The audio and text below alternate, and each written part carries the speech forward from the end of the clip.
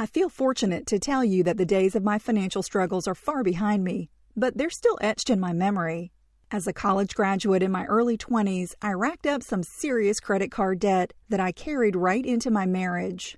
As we unpacked big cardboard boxes and started to fill our only bedroom closet, my husband asked, "So exactly how many pairs of shoes do you have?" It was obvious that my shopping habit would put a squeeze not just on our finances, but on our closet space as well.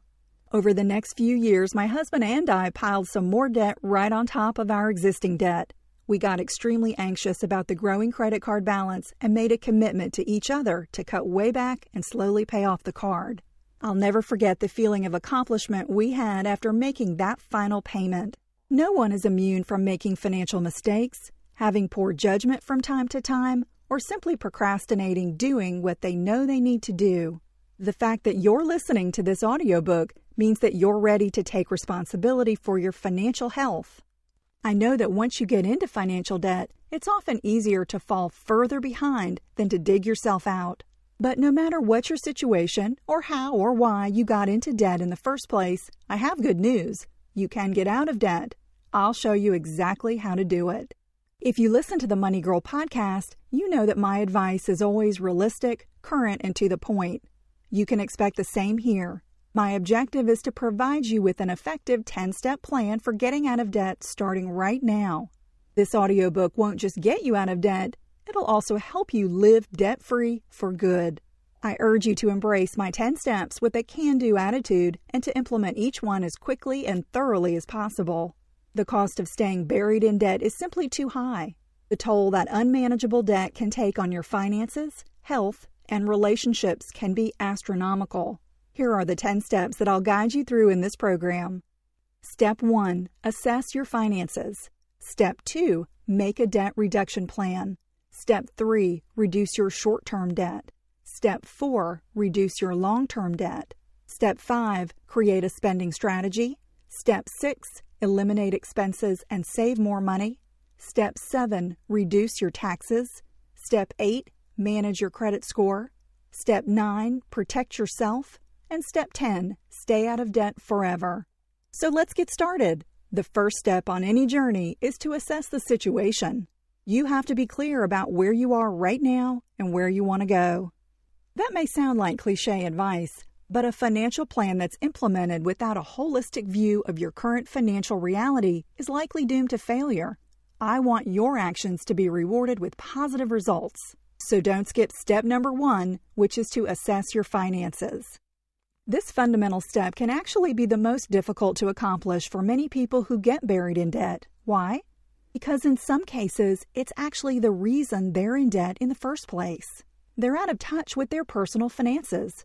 In other words, they haven't been monitoring the inflow and outflow of their money as closely as they should. I hear from people who never look at their bank statements or have no idea how much they have in savings or in student loans. I understand that for many, money management is about as exciting as watching grass grow. If money management isn't an activity that you enjoy, I want to share my perspective that may help you embrace it. I look at managing my money as if it were a part-time job. Consider that the time you spend monitoring your finances will pay off.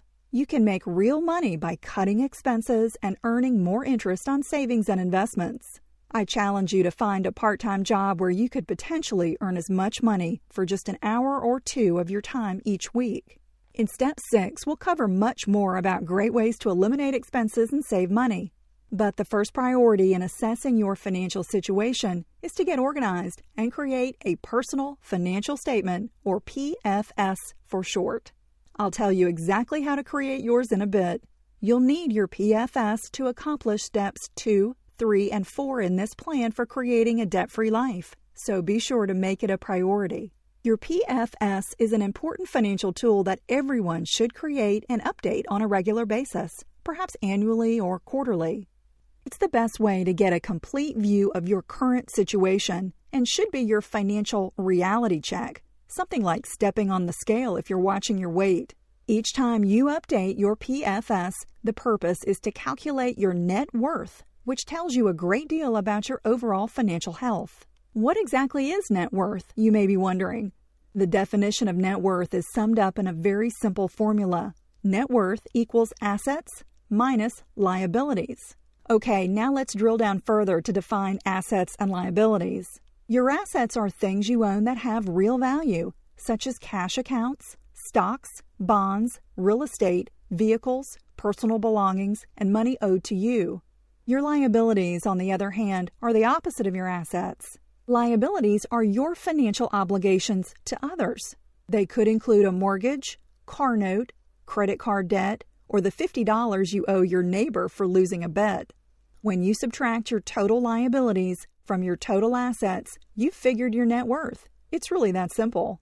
And yes, it will be a negative number if you owe more than you own. Take a look at a sample personal financial statement at moneygirl.quickanddirtytips.com.